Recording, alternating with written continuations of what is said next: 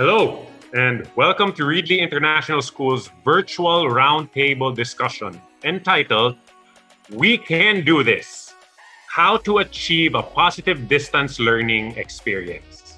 Today, we are going to discuss how we, parents and teachers, can have an effective approach in helping our children with distance learning.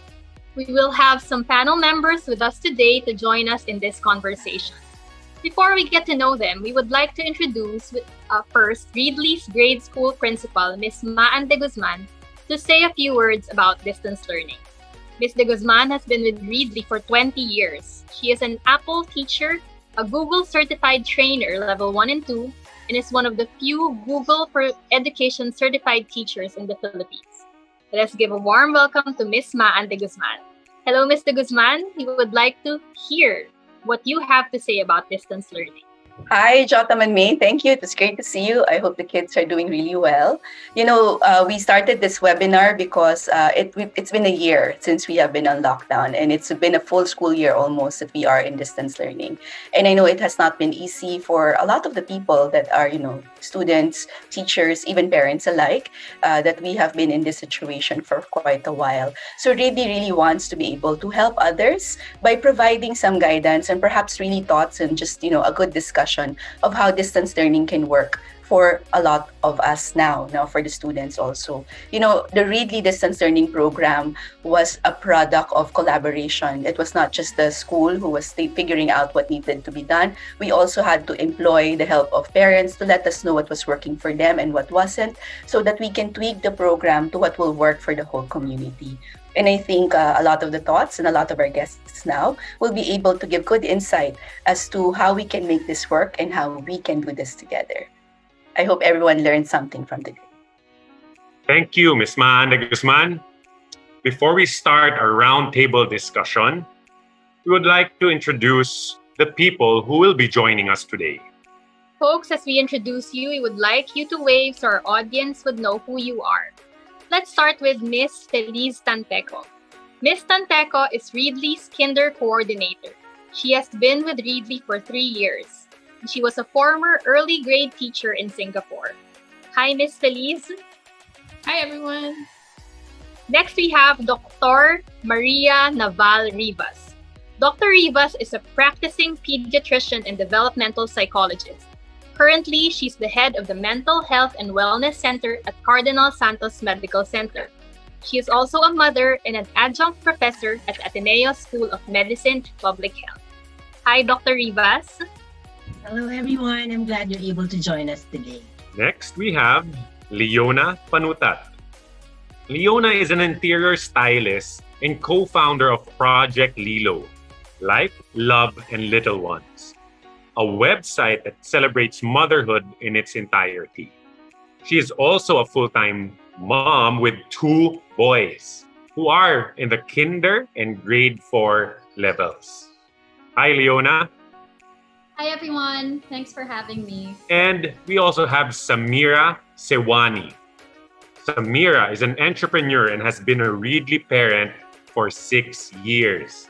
She has 2 children who are in grade 5 and grade 9 levels. Hi, Sam. Hi, everyone. It's so nice to be here. And of course, our grade school principal, Ms. Maan de Guzman. So hi again. Thank you once again for being here. To start things off, we would like to ask a couple of icebreaker questions to you guys. How has your children adjusted to the distance learning setup? And were there any changes in their behavior that you observed? All right. Changes. First, have they adjusted in the online learning? Definitely, yes, they have. From being extremely chaos at home, it has suddenly become more chilled, more manageable. Changes in their behavior? Oh yeah, big. From tantrums, screaming here, everyone screaming, not just them. It's become more quiet. And every time I walk in the room, they're like, shh. So it became me being the gulo person in this whole thing. So yeah, a lot of things have changed in a good way at the right time. Good. That was a good secret pala na magka-online learning to for your kids to behave. Correct. All right. Leona, how about your thoughts? It was quite an adjustment, especially since I have a much younger child. He just turned 6, and when online learning started, he was kinder. So he was very used to having 2 teachers and classmates and all the interaction. So it took him a while to really focus on the screen and interact with his teacher as well. And I had to sit in with most of his classes for maybe the first 2 months of online distance learning. But now they're a little bit used to it, and I can leave the room every so often. So that's a really, really good thing. That's good. So we have wins in this department, huh? Yes, definitely. Definitely. Good to hear your thoughts about your children adjusting 2 months That's no joke. You went back to kinder. I did. Okay. But really, this distance learning children is an atmosphere that's very new for all of us. In relation to this, we have some talking points that we would like to discuss today. Yes. These talking points can help us learn more about how we can achieve a positive distance learning experience for our children, and of course for us as well, us as parents and educators. Now, for the first part, I would like to talk about the children on how they are dealing with this new kind of learning setup. First talking point is, how do we help children deal with their emotional meltdowns and frustrations? And how can parents help their children cope with their emotions? Let's talk to the expert, Dr. Rivas. Since as parents, we are now the teacher, the shadow, or the life coaches of our children in the new setup of school at home, then they really depend on us in terms of helping them go through this transition. It is key for our children to understand and feel also that we are their allies, that we are able to empathize with them in terms of frustrations, in terms of the difficulty, and to validate how our children feel about the certain the setup is already big help for them. Okay. Now the emotional meltdown, ideally during challenges that they go through every day of their lives, we're able to role model emotion regulation as parents. But if there's an actual meltdown in front of us, the more neutral we are, the more that we don't get, pulled into the emotionality of our children, then the more that we're able to support them. So if they're very upset, then we try our best not to be triggered and get upset also, but instead be the source of calm, be the source of security, and figure out with them how you can both move away from that level of frustration. Okay. You're talking about emotional meltdown. In what ways can parents prepare themselves for such an episode?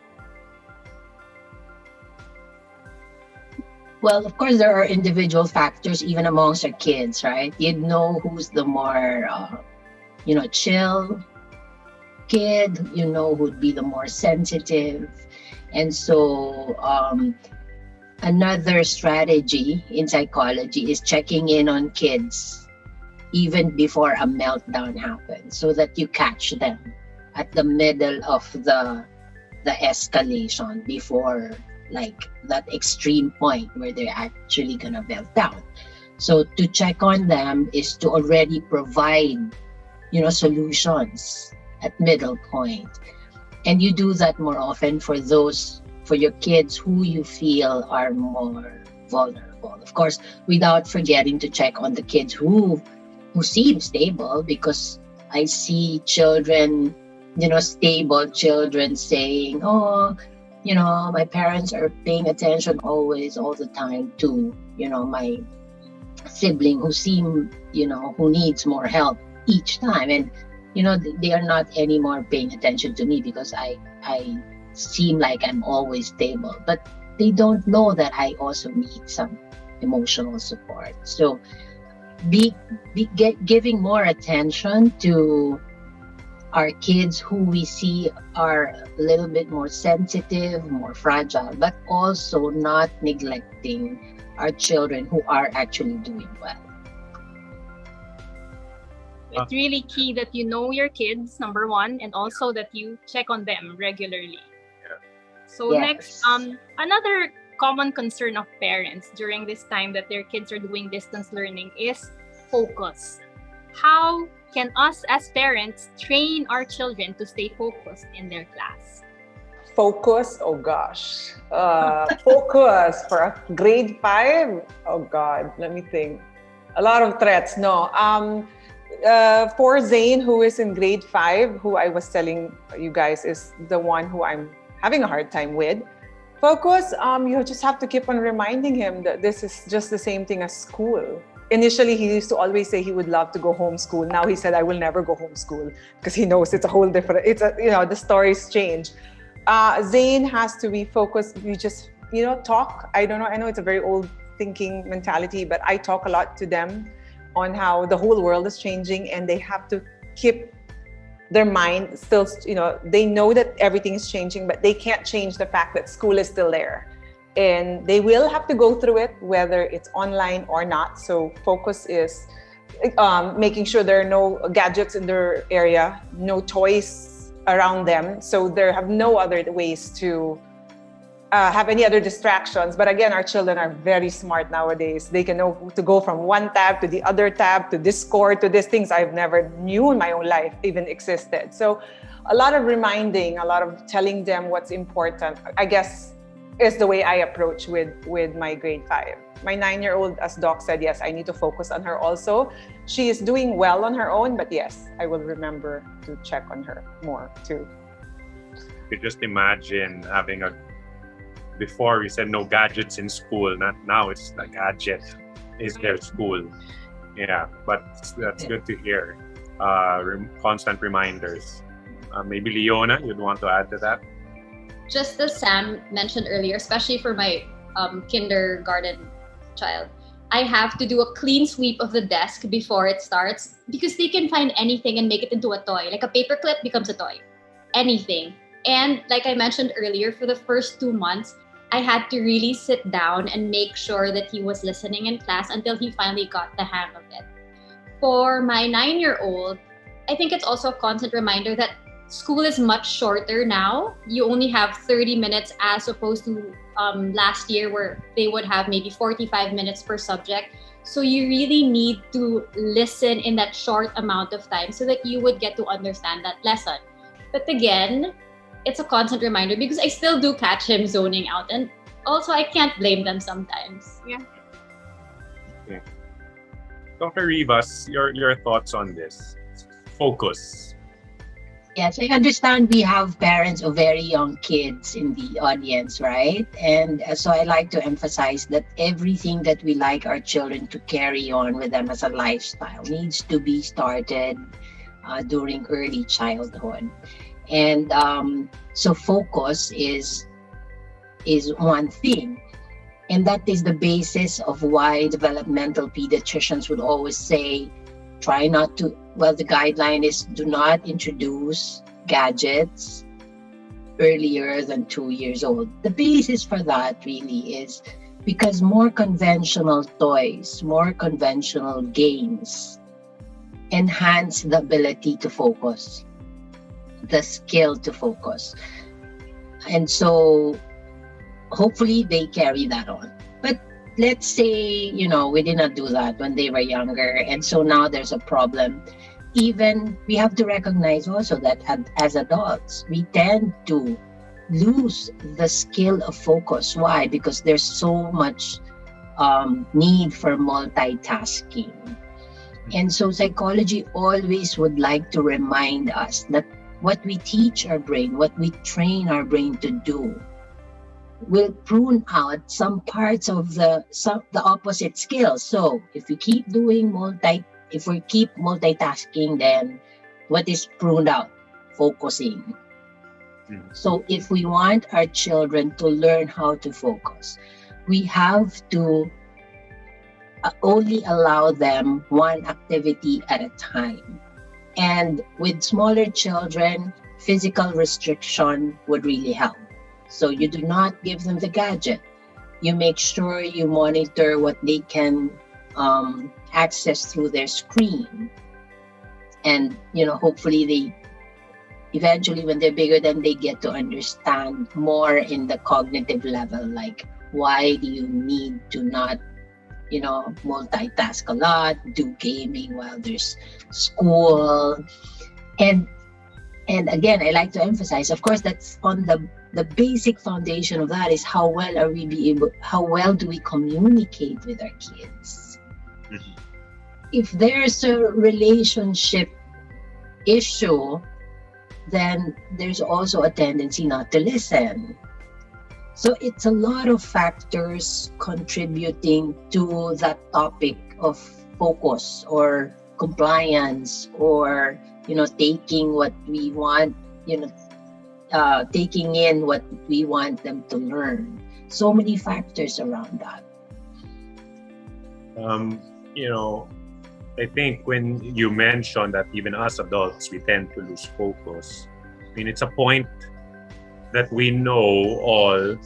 When we focus, we're more productive. I mean, that's something that, teaching our children also, you can do better work like that. And just admittedly for all of us, focus is very important. But yeah, definitely modeling that to them also. Yes, and how do we translate that to them? It's like showing them, okay, Dad's gonna do work now. Stay beside me and do your work, and let's sit here quietly, and then let's take a break after. Let's take a break together. So that's an exercise of doing things with them so that you role model to them focusing, right?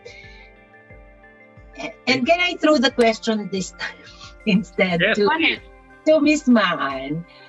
Because of course online learning, that's an institutional initiative, and I like to find out if our program in Readly actually considered age appropriate attention focus. Yes, we did. Attention span, I mean. Yes, we did. Of course, at the beginning, we had to, because everybody had to upskill so quickly, we really had to do our research.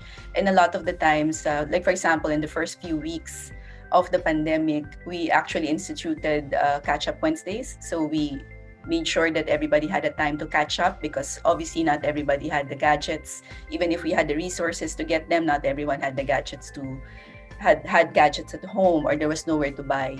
And so we had to make sure that we were in great conversation with the parents on what's working for them and what isn't. We also tried to make sure that it was a really constant communication with the parents on what's working at their end or how it's happening in their end. Now, even when we chose the platforms that we were going to use, they were platforms that were for that particular age group.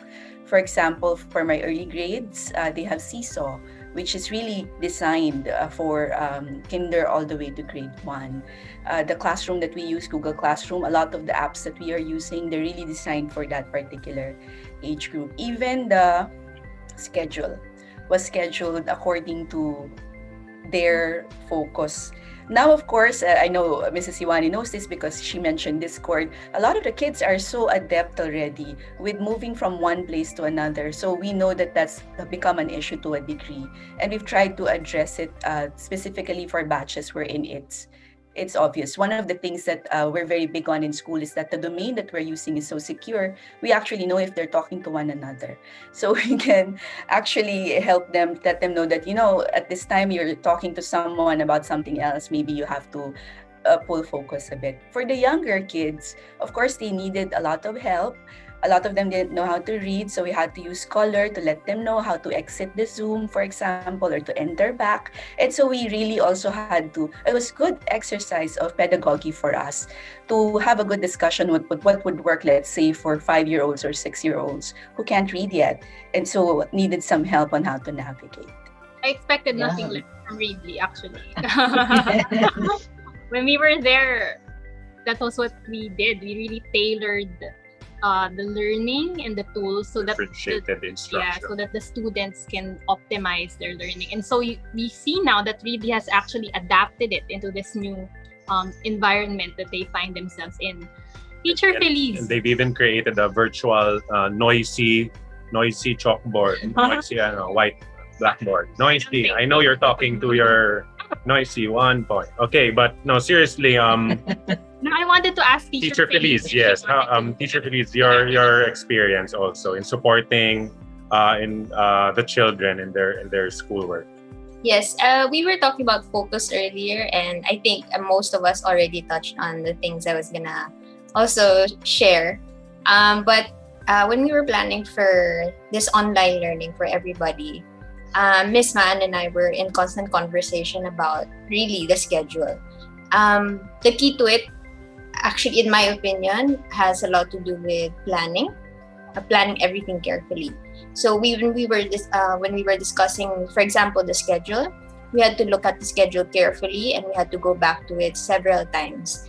We had to look at the learners, what kind of learners we have. If we have visual learners, we had kinesthetic learners. We had to balance out the entire 3 hours. If we were going to give them 3 hours, what's the 3 hours going to be? It has to be productive engaging for the students for the whole 3 hours. The balance of it, we didn't just come up with that schedule. We had to revise it. There were several revisions because we had to make sure that there was a perfect balance between what the kids were doing when they were staring at the screen, and that's why we also have the screen time breaks for them, which is very, very important. We consider 20-minute screen time break for them during the 3 hour and an off-screen task for them. So a lot of preparation on my end. Even when I'm talking to my teacher, when I talk to my teachers about their classes, they have to carefully consider small things like storybooks. What kind of activities are you going to present in class? What kind of visual aids are you going to use? Finger plays, all those things still engage. The engagement, you have to keep the engagement there for the entire class that you have. Of course, I also so this is also part of preparation. I also ask my teachers to rehearse their classes, because right now we're all technically challenged. So they have to know all their technology and how to best present this in the eyes of a 5-year-old or a 4-year-old. So if you're teaching art, is there a technology that you will need, or something you'll prepare to better present it to the kids? Because if it doesn't work, we can find another way to present it. Because the presentation, especially for younger generations, is very, very important. What they see on the screen is what keeps them engaged. If they don't see anything interesting for 2 minutes, wala na. So you lost them. So the way you're presenting it and the way you transition it from one activity to the next activity is very, very important. So that would be on my end. Preparation is the key. Okay, so actually, yes. Sorry. Very And fast, I go. just wanted to add, I'm sorry. And that 20-minute break is also an eye, according to the pediatric ophthalmologist's recommendation, yung digital screen break, that's every 20 minutes, we teach our children to look 20 feet away for 20 seconds. It's a 20-20-20 rule. Right. Actually, now our struggle is that there are some students of ours who don't want to take the screen breaks anymore. Like, they're just there the whole time. Like, they'd rather be in the Zoom and talk to their friends during that break than where we said, okay, everyone rest your eyes or look at something else. But now they just want to stay on and talk. Maybe they miss the interaction. So we just let them if they need it. But largely, we encourage them to really go and take the break as much as possible. Sounds like fun. Yeah. Actually, most of the answers that our teachers gave have touched on a lot of our topics, point, yeah. a lot of the talking points here. One thing I wanna add in relation to this and supporting them from the school, to the teachers, even from the parents. Earlier we talked about emotional breakdown. So of course, when that happens, it's not only the parents who experiences it at home. The teachers experience it in their class and all the classmates. So aside, no, parents and teachers, aside from breaking down ourselves, okay, how do you teachers, Teacher Felice or Maan, how do you address such an episode During an online class. during an online class? So during Miss Man, I'll go, or you wanna? Yeah, yeah. So first. online class. So when I see a meltdown, I see 3 stages. So you have to see before. So what's causing the meltdown? So one important thing that Miss Maan said earlier was to keep an open communication with the parent. So keep this when teachers constantly have a conversation with your parents, they're more open to letting you know on what's going on at home. So you kind of have an idea if somebody is coming in to your classroom with carrying something else that's been happening at home. So you have an idea already. Again, preempting it. You have to prepare. You have to study your lesson again, because some of the activities in your lessons can be a trigger for emotional breakdown. So you have to again carefully plan for that to make sure that you're not triggering. And when it happens, so what I immediately do in a face-to-face setting, I take the child to a safe place. So now it translates to a breakout room.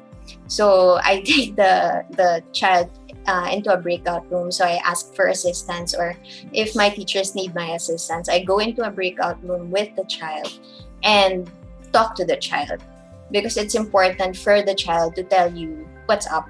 So I think Dr. Rivas also mentioned earlier, it's important to validate what they're feeling. So when they start talking to you, just say it's okay. If it's not okay, then you tell them, yeah, it's not okay. I think that when that happened, it really wasn't okay. And I understand what you're feeling. And then give them some time also to process, because we have to understand that this is an unusual time also for them, not just for us. So give them a lot of time to process. So if it takes them the whole day, then it will take them the whole day. If you have to stay in the breakout room with them for the entire class, then I have to stay with them. So you always have teachers by your side, assisting. Yes. So when you say by your side, obviously that's a no-no. We have a chat group wherein we ask for each other for help. If let's say a child is about to go into, or we see that the child is going to be having a meltdown or is about to go there, then there's a way for us to communicate that I think we need to go into a breakout room. Apart from the teacher assistants that the younger kids have, we do have life coaches that can actually come in and then enter the classroom and then go into a breakout room and talk to the student if they need the break or if there's something that's bothering them. A lot of the times it's not about the classwork. It's something that's happening with their peer group perhaps, or something that you're dealing with, or emotions. A lot of the times at the start of the year, they're just so tired of being just stuck at home. So a lot of the kids who were, how in and out, even though there's a routine, sometimes talking to people on the screen can be very taxing. So we recognize that that's also the way it is for the kids. And so the breakout rooms with the life coaches actually allows them to express in a very safe place where no one else can see or no one else can hear, quote unquote, what it is that they're feeling. We also talk to parents a lot. So when that happens or we see that happening, we contact the parents and let them know this is what we're seeing at our end. What are you seeing at your end? Because it's a little difficult now. It was easier in face-to-face because obviously we can read and we can be together and I can hear what it is, their tone of voice, or they can be, you can touch them, right? Sometimes to a degree if they need comfort, the comfort of just, a pat on the back, let's say. So it's a little difficult now. So that coordination, that line of communication is so important to us that we really make it a point to involve the parents in that process if it's necessary. And then, of course, we have Dr. Rivas if we really need more guidance. Yeah. Any response to that, Dr. Rivas, about how that happens? Yes, I really appreciate that program of Readly in terms of the life coaches. And so we try, so on my end, I am with the school once a week. And then we try to schedule every student, not just someone who has a need. As I've said, we have to attend also to those who seem to be doing well. And so we try to alternate them. But if there is a real need for me to speak with let's say a student who's in crisis, then after the life coaches, make them agree to meet with me, then I go more intensive on the concern. And if I also find the need for me to speak with the parents, then I also schedule parents conference with parents, and that's how we do it in the school, which is not done in any other school. That's right. I suppose. Readly does a lot of things that is not done, and I say that with high praise. Again, when we were working there, we seen it, and we really high praise for it. Yeah, and it's really true. It takes a village to raise a child. Yeah, So we see here the partnership between the teachers, the parents, the life coaches, and even now the expert, Dr. Riva. Now we'll move on to the next set of talking points, and we'll talk about the home setting.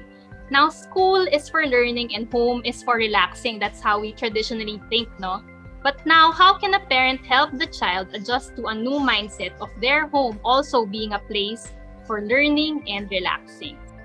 I think one of the most important things coming into online distance learning was that we really set aside areas specifically for learning. So each child has their own separate desk, and this is where they study. It doesn't move around, it doesn't go anywhere else. That's their desk, and that's where school happens. We also try to keep it as this no distractions as much as possible. So I think that helps them adjusting from home to school time. That's one of the things I did. Yeah, that's actually very helpful because you have to compartmentalize in a way, because the home is usually for their relaxing, for talking to their parents and playing, but now you've allotted the place and that will help them focus. Sam, did you do the same thing? Or Yes, exactly. I did the same thing, but initially I tried to put two of them in one area, of course, separate desks. That was the worst idea ever. So then I moved them to their separate rooms and remove their TV or remove things that would distract them. So that kind of worked. And it also go hand in hand with them being more focused. So after shower, breakfast, they're on their desk and they're literally there the whole day. So that they know that when it's that space, it's school time and there's nothing else they can do. And the moment they step out of their room, then it's, of course, they're back to their home. It's where they can do all their mischief. What activities do you practice to help this, help balance school and your designated area, then home for relaxing? I guess for them, as we said, the fact that they know that room has nothing else there, literally just their bed and their desk, which they're not even allowed to sit in their bed when they're in school time, which I'm sure they do when I'm not around. Then when they step out, I do a lot of activities for my kids. They're not allowed to bum at home, at least in the first 6 months of lockdown. They were given a time frame. I know I sound like a terrible mom, but when school is done, you have 1 hour of TV. After that 1 hour, get out and move your bum. Either it's basketball or it's something. We're fortunate we have the space, and I keep on telling my children, you are so fortunate you have the space. Move. So that kind of tells them, okay, this is my home. I'm gonna do my basketball. I'm gonna do a little bit of swimming, a little do whatever. So we've always had that. And when it's the room, it's really just time to sleep or study, because everything else, watching and doing their gadgets, has moved to my room. So their gadgets on learning already, so it's something that you don't want to move to do when they're not, when they are outside of school. But there are times, because again they're bigger, I've seen them bring their computers in the dining table once in a while, but the moment they see me coming in, they'll carry their computer and they'll leave. So I guess they know they don't want their mom around, I guess. So I guess that was the teaching. Yes, thank you. The structure is there, moving is there. Thank you. Those are good activities. How about Leona? Anything you want to add from your own practice? for my kids, the classes end before lunch, and then they have asynchronous activities that they have to submit within the day. But then for lunch, since everyone is at home, we all have family meals. All meals are taken at the same time with everyone. So that's sort of our break where we catch up with the family, see how things are doing, and then we talk about our schedules. So that's one thing that they know, okay, I'm back at home. And just like Sam, also the kids, since they already have gadgets for school, they're not allowed to do any other gadgets during the day. So they have their reading hour, or if they want, they can do individual play. So those are the things that we practice at home. So it's also, the structure of the activities or the time. It's very clear. Even sharing meals together. Physical activities. Those are, I would say, even having our family of our own, very, very helpful to have structure. They know what comes next. And moving around, definitely. Definitely. As even Doc mentioned earlier, they do see it as an example. So for us at home, especially in the beginning, since my husband and I were home, at every 5 p.m. he's working out and I'm working out. And it was always the same. And it was so nice to see that the kids actually did follow that. Yes. And every 5 o'clock, they will drop what they're doing and one will do something else and one will be, as long as the 4 of us are moving. And I love that. And that was not because I had to tell them, work out, do something. But eventually they would see their mom and dad doing. Yeah. So I truly believe in this whole lockdown, we really have to show them. Even if we want to pull our hair, we really just have to be calm and show them and do it when they're not around, I guess. That kind of helps. That modeling really comes into play right now because we're with them the entire day. So yes, it's a big major factor. Dr. Ribas, anything to respond? This is one thing that I like to add. Those are very good measures. Again, thank you for emphasizing doing things with the kids. It makes it easy for them to comply and to enjoy the activity, because not all kids would like to be physical, especially if they did not grow up being physical. So if that's one thing that we like them to start doing, then we should show that we ourselves can initiate that. But another thing is that, let's say there's no space. And really, we've been in the longest lockdown record. But what I'm hoping parents will be able to do is a deliberate planning of where to be able to take kids safely in an open space. As a doctor, I am able to calculate that risk in terms of allowing our children once in a while to say, find a park, let's say the UP Sunken Garden where people walk now, and find a time that is safe when there's not so many people, like very early in the morning, so that they will be able to really feel, air and the sun, especially for those who don't have the space. Very good point. You have to be really intentional about these things because they don't come naturally now with all the restrictions being placed upon us. Yes. Now and as long as we remember, let me just emphasize, because I'm encouraging kids to go out. So as long as we remember that there are 3 basic measures which is against COVID, right? That's wearing the mask, that's being in an open space, and that's social distancing. Yeah. So with all that being observed, then I guess it's safe to bring them intentionally outside once in a while.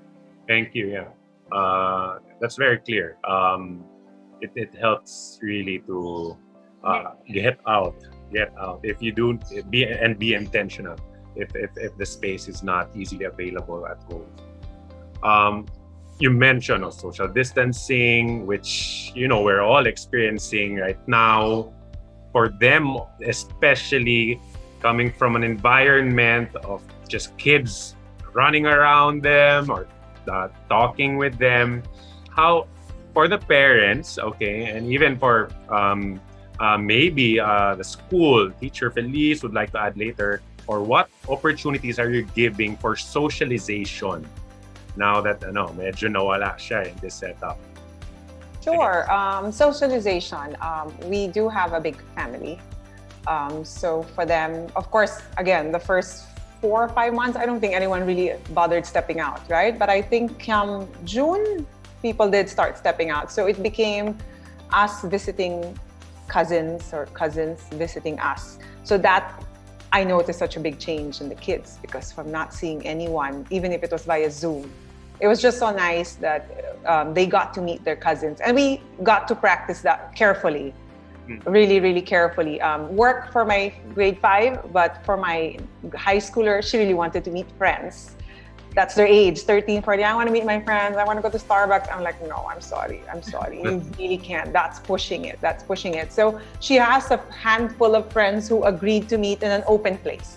Like, but like I said, no drinks, like no Starbucks, because you can't remove your mask and all. So a little bit, because, the husband started going to work. Some of the females started working. So for them, they were saying, why are the parents allowed to go out? And suddenly we're still not doing it. Like, we're not allowed. So we made it a point for the kids to meet cousins and very few friends, but we were very careful. Like, if I've invited 2-3 friends over, the first thing I'd say is, guys, just a huge request. If you've been exposed, or if you have a cold, or if you have a cough, please, let's be honest, let's be open. Yeah. And because again, it's the whole, and my kids see that we do this to each other with our friends, and we ask. So we give them a little bit of freedom at the same time to meet their friends, but still being careful. So my kids got a bit of that, meeting friends and cousins. So we got to practice that, and we're still practicing it until last week when the cases went up. Yeah. So we're back to sitting home again. How about Leona? What are your activities for socialization? For our village, for the first few months in our village, children were not allowed to go outside at all, which was sort of a challenge because they're little boys. They have so much energy, and they need to expel all that energy. So one thing I did for my 9-year-old was he had Zoom dates where they would play video games with his best friend. They would do that online. And then eventually, when the village allowed them, they would do activities such as biking around the village, or they can talk to their friends as long as they have their masks on and this with the distance, and of course, all the open air outside. So that's, at least for them, it really helped, and I could see that they were so much happier. I mean, being outside in the sunshine is already a big plus, but then being able to interact with children your age instead of just your parents for months at a time, it was a good break for them and a good break for us as well. The things we took for granted before the pandemic, sunshine and socialization. Sunshine and fresh air. Right, fresh air. Yeah. Or hugging a friend. Correct. Hug a friend in so long. Correct. Now, working in Readly before, I know there are a lot of activities to push for school spirit, just the bond of the class. How was that, transition to this kind of setup? So anything that we could transition to an online setup, we did, because we knew it was important to keep up with the school spirit. Now, there was a lot of discussion actually at the beginning whether or not lunch or recess will still be online. But we recognized also that for a lot of the kids, eating with their friends was important. So we opened actually the class Zooms to anyone who wanted to, eat with their friends, talk about, whatever it is that they want to talk about. Sometimes for the younger, for my lower school kids, for example, they eat class lunch or class recess once or twice a week, and then they go into peer breakout rooms. Like if I want to be with a breakout room with this particular friend, and they get to eat together that way. Of course, with a prefect, the teacher stays with them, so the teacher goes from one room to another to check on the conversation, so to speak. So that happens about once or twice a week. We had to undo a lot of the plenums. Obviously, we're not allowed to gather physically, especially if it doesn't make sense anymore. But a lot of the plenum activities, we still try to do. Our reading of honors, which ended, the series ended last week. We tried to, as much as possible, figure out how the technology can still get that feel. And the kids really were. Normally there's clapping, right? And obviously you can't clap at the same time in Zoom, but the kids were so wonderful, encouraging their friends and the chat via chat, congratulating them that way. And so we try to make sure that spirit of community is still there, even though we're online. So anything that we could translate to an online platform, we did for community spirit, but also for the kids to know that we're still there. We're also big on making sure that, when my teachers teach, their cameras are always on. They make sure that there's engagement for the children. When a child, for example, refuses to open a camera, a life coach comes in and asks, is there something wrong? Just to make sure that everything is okay. So we really purposely learned the platform so that we can still translate what we do in school, even though we're in a distance. So the really planning was a key to that. I think we had a small advantage because for a lot of local schools, for example, their year ended in March, and so they didn't have time to. But our year ended in May, and so we had no choice really but to figure this out really very quickly. And so we used that time really to practice, to figure out the best options for us. And so that's why we're so comfortable now this year when we started. Like when we started the school year for distance learning, the teachers knew what to do. They were familiar with the platforms because we were able to talk to one another on how best to use it and what it is that we needed to learn or what apps can be even. We vetted the apps, we discussed which apps to use and why it's better than anything else that's out in the market. So that to a degree was our advantage, I think, coming into distance learning. But to answer your question with community, that's how we did it. We discussed which activities it is that we can translate. So anything that we can, we translated to online. That's really amazing. Even up to the lunch break thinking, will we include it or not? Will we open the rooms? Amazing. I think what's left or what you should think about next, really, is how do you, hey, what's your baon? Can I have? I don't know. That's your challenge now. Hey, grab. Okay. But really, very good for keeping that spirit as much as you can. Yes, let me add to that. I Please. have a testimony for the program of Freely in terms of that. Sometimes they would even pair up kids, especially those who are very shy, right? Yep. You have a BFF lunch Yes. program. Yes. Fabulous friend lunch, and so the older kids get to have lunch with the younger kids and get to know them. We give them like a card with questions to ask, and really it's teaching them how to, meet another, do small talk, and then, have good quality conversations with people that you've just met. So we did that for all the grade levels, and so that the grade 5 kids got to meet the grade 4 and the grade 3 because we have new students, and it's just so unfortunate that they are coming into a school year wherein they're not going to meet new people. So we wanted to make sure that they get the chance also to meet others in different batches, because that usually happens during lunch or recess. So, and that's been deprived of them. So we restructured the BFF lunch to include a wider range of levels this year. Great. Another thing that we want to ask or discussion point, maybe first to the parents is, and I remember Leona, you mentioned it was 2 months when you really had to just sit next to your child when this all started. What tips can you give parents? What tips can you give that eventually will make the child an independent student? And I guess you could say how old your child was. Okay. For my child, when he started, he was 5. And I think also you have to manage your expectations, because it was a first time for me and a first time for my children as well. So you just really have to be as patient as possible. I was also fortunate that the school did suggest for the parents to sit in first because they are young and it's the first time they're doing it.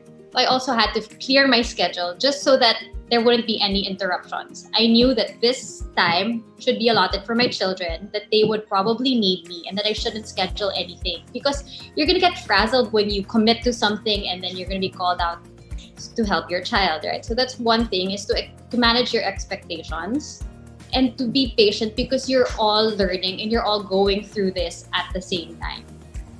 And then eventually, I saw that my son started adjusting. He started listening more to his teacher. And the teachers, they really do try very, very hard to make lessons as engaging as possible. Because we also have to be patient with our teachers. this is all new to them, and they're spending hours and hours preparing for this. And sometimes, I mean, since it's all trial and error as well, I mean, you just have to be kind and you have to be understanding for everyone involved. How about you, Sam? Your thoughts on this? Oh, I'm sorry. I think you're on mute. Sorry about that. Just as Leona mentioned, patience was definitely the biggest key in this. Even if, I mean, her kids are small. I can't imagine mine are bigger. But even with that, really, patience and expectations. I think I was expecting a lot in the beginning, especially when the first lockdown happened. And it was medyo magulo pa, right? It was new. So everything was just submit. And there was just so much in me. And I'm not really a patient. I can never teach my kids. That's never been my forte. I've always been tutor because I rather have peace at home. And, you know, I'd rather have that good quality time with my kids. Sorry? Because in school, there's no peace. Correct. So at home, there could be peace. Okay, so. No. I've always believe in that. I always tell my kids, when you don't get it, and I really do not have the patience for it, get a tutor. Because I'd rather someone teach you the right way than you being traumatized by me teaching you. Now, obviously, come this entire new scene. There is no tutor, so that's me. But yeah, the first 2 months was hard on him, on my son, and on me because there was too much expectation. Submit this on time. And then I had to teach it. But patience, and true enough, when the August came, when things were more organized, I honestly really just let go of my son. And I said, you know what? You're 10, deal with it. And you're not alone. The whole world is going through it. Learn it at your own pace.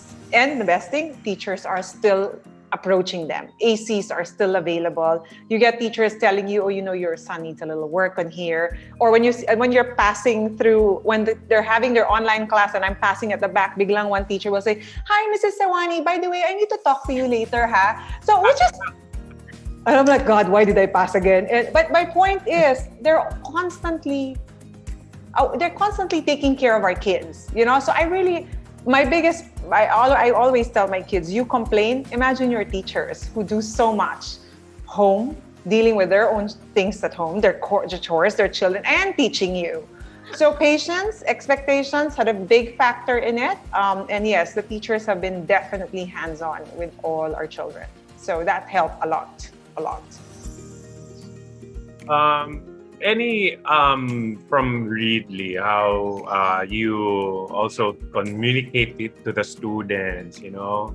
I'm sure you don't tell them, hey, make sure your mom is next to you, but you're really also wanting them to be an independent student, especially now that we've been in this situation set up for so long. How did that come from the school? During the beginning of the year, we had a parents' orientation and we really wanted to walk them through all the platforms that we were going to use. Of course, for the younger kids, we even offered that we will teach who their primary caregiver was because we understood that a lot of the parents were also working from home. It's almost virtually impossible for them to be with their child the whole time. And we knew that was the struggle, like the first few months that we were on lockdown. So we had a parents' orientation to walk them through the platforms. We actually created a site where they can access video tutorials for all of the platforms that we have. So we have that for parents and we have a version of that for students as well. And then the first 2 weeks of school, actually, literally the first month, right, Felice? We taught them the platforms. The kids were taught how to navigate the platforms. That way, they will not be lost also on how things are going to be done. Because that was, and this was really an exchange of ideas with different educators also from across the globe. Teachers are wonderful people. If you ask them, they will really give you answers. So we reached out to our colleagues also from different schools in different countries, what it is that they're doing, and we just took best practices. So that was the start. So we made sure that the parents knew what platforms we were going to use and how to navigate them. And then we made sure that the students knew the platforms also. We took the time to teach them how to use it. That way they won't be lost on how to submit. And then one of the things that worked for us also was that we've been using Google Classroom for a while. We had the Google Workspace for Education. So while we weren't using that to how we're using it now, the way that we're using it now. At the very least, a lot of our parents were already familiar with the interface, and then the kids, we just had to teach them that this is what's going to happen. So that kind of communication was very important. Now the teachers use many things in the domain. Apart from classroom, they use Hangouts to communicate with the students. We do use Zoom still, because at the beginning, the Google Meets that was attached to the domain was just, the functionality was not as good as Zoom, I would have to say. I'm sorry, Google. but but now they've caught up. Actually, they've caught up. A lot of the things that they're rolling out are really wonderful. But that's on the education side. But in any case, that's what we needed to make sure that everyone in the community knew what to do. So I have 2 or 3 year olds that actually hang out chats their teachers, or when they attend AC, they so there's a lot of things. It was really an opportunity to grow in many directions, and it was exciting for me as an educator to see how the children will respond to this new platform, and how I knew that the kids will eventually get there. At the beginning, it was really the fear of adults who didn't experience this kind of learning, wondering whether or not my kid will learn given the platform. So there was a lot of education that needed to be done. I think this past year has been educational for a lot of us, teachers, parents, and students alike. And so we saw that what we thought was a limitation can be extended. And so we were pulled in that direction, and I think we're pretty okay now. So a lot of enabling and equipping of both the children and the parents. Yes. Everyone in the community, including the staff.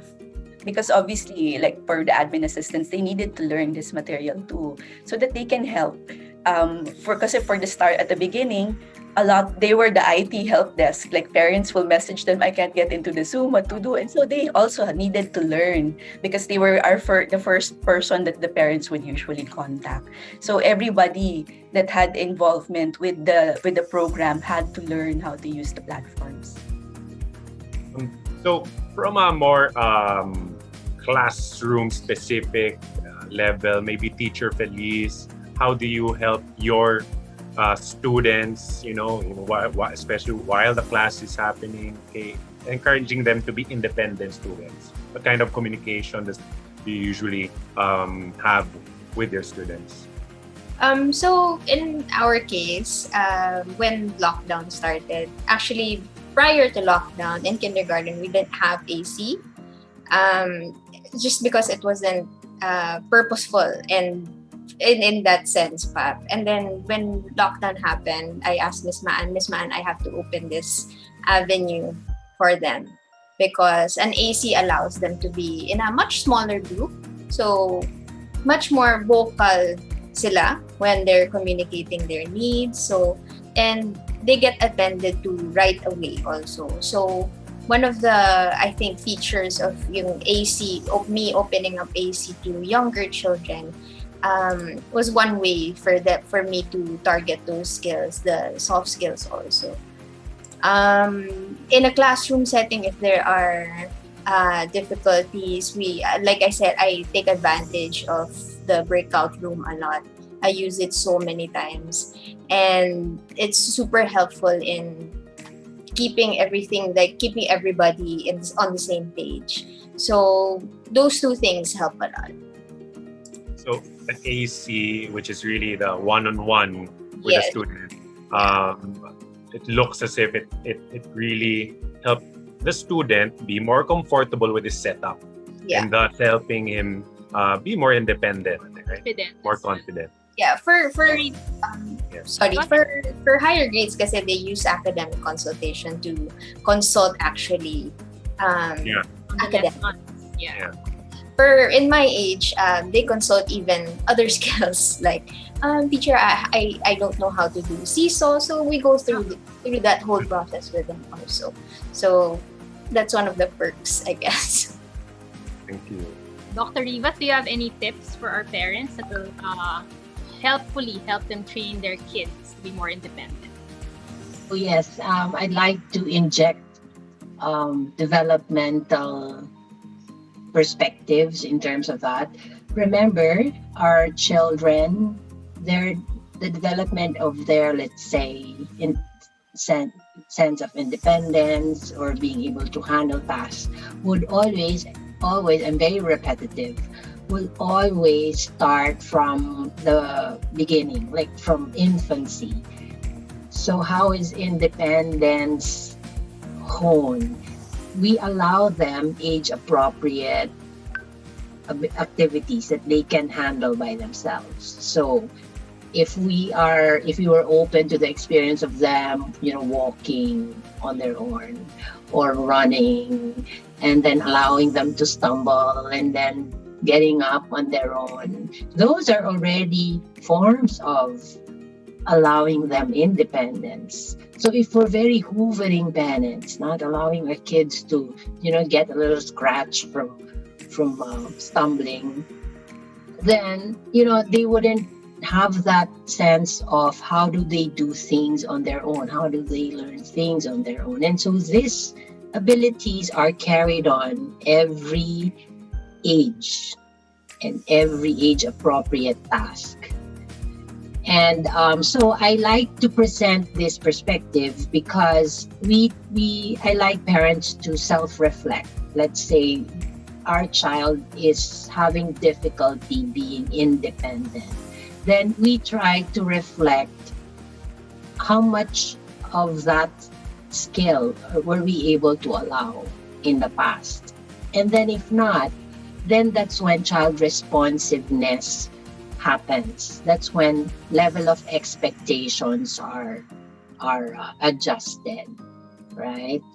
And so if this is the first time for them to be actually, being solely responsible for their work, when all the other times we were very, hands-on, helicopter parenting, then maybe lessen your expectation and allow a little bit of independence at a time until you're able to fully leave from your child. So it's as if you're saying independence should not only happen in his schooling. You are advocating in his areas where it's possible, where it should be. Parents should also promote independence. Yes. For their children. And Because allow them that's- to yes. fail and make mistakes and learn Yes. on their own. Yes, because in a lot of natural child development, everything is generalized. So something that's happening at home or learned at home is transferred to school. Something from school is transferred to home.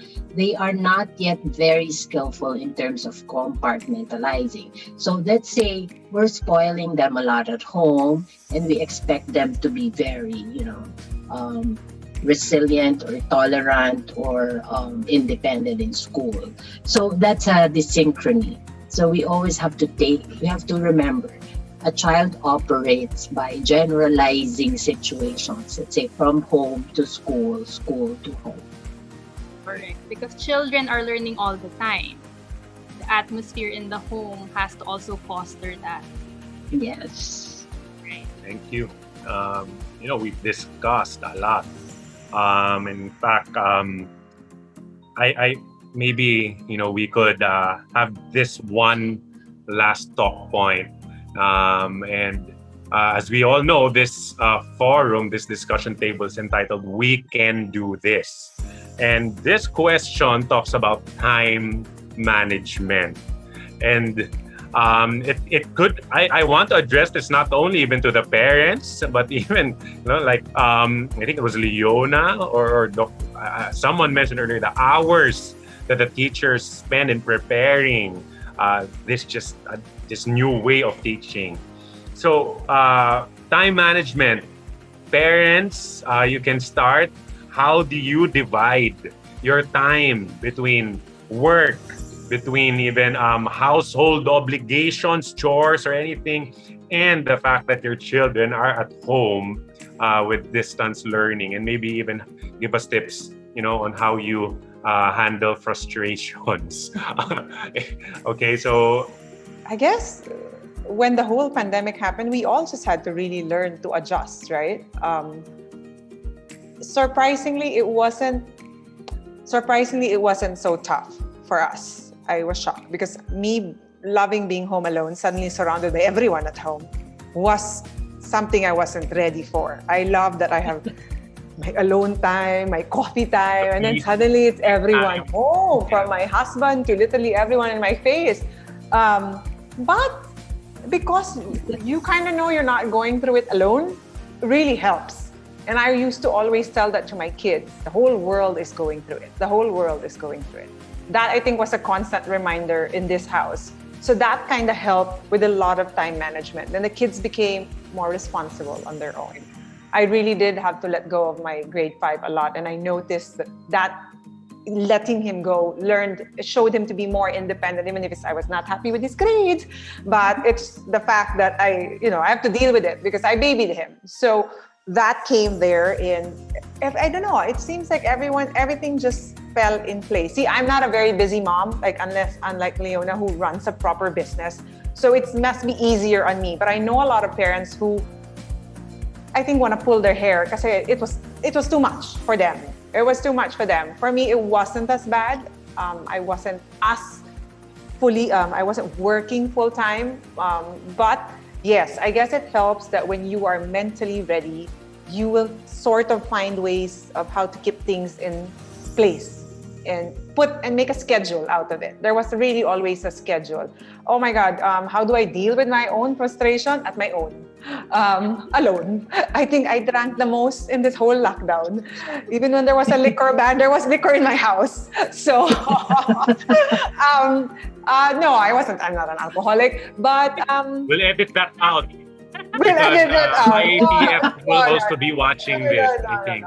No, we're not that bad. But yes, we all deal with our frustrations. I think I've learned to deal with it with the family. I think we were all very open about it. My high schooler would say something that she's irritated and all, but we all took it as a family. So I think that helped a lot. So everybody we had little moments of frustration. We didn't have that one big time that somebody's shouting. I was irritated today because I just had too much work. I was irritated today because my grade 5 had too much homework. But it was little by little. So it wasn't a big bang. So that kind of helped us to deal with our frustrations. I don't know if that kind of makes sense. Yeah. One thing that I got was it was a matter of perspective of what you're going through. A matter of perspective. We're all dealing with this. Yes. So we will adjust. We will get through it. Yes, correct. Now your children, as you've been mentioning, are older compared to Leona's. Yes. So Leona again has a kinder and a grade 4. So you mentioned 2 boys, right? 2 boys. Yes. Okay. So we can relate. We have 3 boys. Wow. And boys. Wow. So maybe you could share with us how that happened for you and the family. Actually, at the beginning, we had nothing but time. My problem was how to spend that time because we were just together all the time. And then so during the summer, they had their activities online and stuff. But when online learning started, like I mentioned earlier, I set aside a certain period, like this whole morning will be for the children. In case they need me to be their IT, they need me to talk to whoever, I'm there. And then in the afternoon, that would be my time because I need my time. Like Sam, I used to have hours to myself to do things and to just be alone. So in the afternoon, that's when I would schedule everything else. And then, what else? I guess that's it. It's more of learning, again, managing your expectations and then setting a schedule for everyone because once you have a routine, then it makes life easier. Right. Yeah. It Yeah. does. Routine. Children also thrive on the routine, actually. Yeah. Exactly. I agree 100%. Especially for young children. Once you have a routine, life gets so much easier. Yeah. Sometimes they are even the ones who look for it. Forget, nga pala, yeah, we'll do that. Okay. How about teachers? How are you managing? How did you, especially in the beginning, time management for you and the added work that this has brought upon you? Is that me or Miss Man? Yeah, go ahead. You want me to log off? No. A lot of disciplining from Miss Man. No, self-discipline is one. It was tough in the beginning because you want to be able to provide everything for your students, at the same time still be there for your family. A lot of unexpected things happened in your family, not beyond your control, but you still have to be there for your students. So self-discipline is a big thing. Also knowing your priorities. There are a lot of things that could be happening in your day, and you just have to know which one to put first and which one to dedicate more time with and which one you can actually let go. So if there are small things, just let them go. And to balance work and life, just know when to shut down your computer. If it's 5, then set a reminder in your Google Calendar, shut down your computer. That's one Google Calendar feature that I like. Yeah. Miss Maan, were you able to do that? Shut down. I think I'm a big advocate actually of work-life balance. I always tell my team to stop working, please, because sometimes I would get messages from them. So yeah, so sometimes in the evening or really early in the morning, and and that really depends. I think I try to be very sensitive to the situation for my teachers, because obviously all of them are in different situations, different times. Some of them, for example, were working from their dorms because they were renting, let's say, a small place, and then have to adjust to working, and so we had to figure out a way that they can still teach while they're there, or if I can provide a space in the school if they're walking distance in the school. So there was a lot of conversation. We also had to make sure. I think just to help us. Because one of the challenges, I think, for me as an administrator is to get the staff to upskill as quickly as we needed. And that happened in a matter of weeks. Something that would normally take school, let's say months or years even, to institute, we had to learn in a matter of weeks. And so there was a lot of, I made it a point to be very sensitive on a threshold as to how much it is that they can take at a particular time. So we wanted to roll out a lot of the things that in terms I guess what my advantage was, I was really very much into education technology. It was something that I enjoyed. I think even when May and Jotam were with me as teachers, that was something that was very obvious with me. I really liked the idea of infusing technology in the classroom. Electronic record books. I remember. Yes. Yes. From manual to electronic. Yes, exactly. And so there were a lot of things that I could have shared immediately, but I also had to discipline myself in that sharing, because I knew that obviously my teachers needed to concentrate on making sure that the children learn in a platform that they are comfortable with. And so we had to really schedule the rollouts also of the platforms, given what it is that we had to do.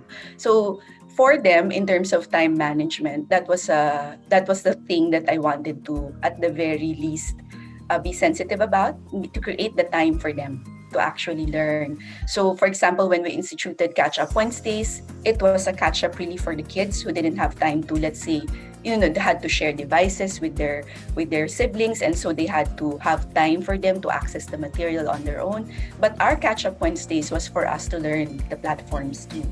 So the teachers were at the back end were really working hard on how they can manage the work, or how we can translate a lot of the lessons to the online platform.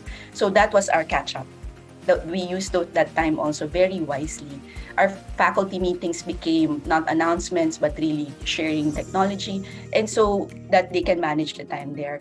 Because also, of course, I have mothers in my staff, and so we wanted to make sure that they had time also to guide their own students at home, because for some of them they might.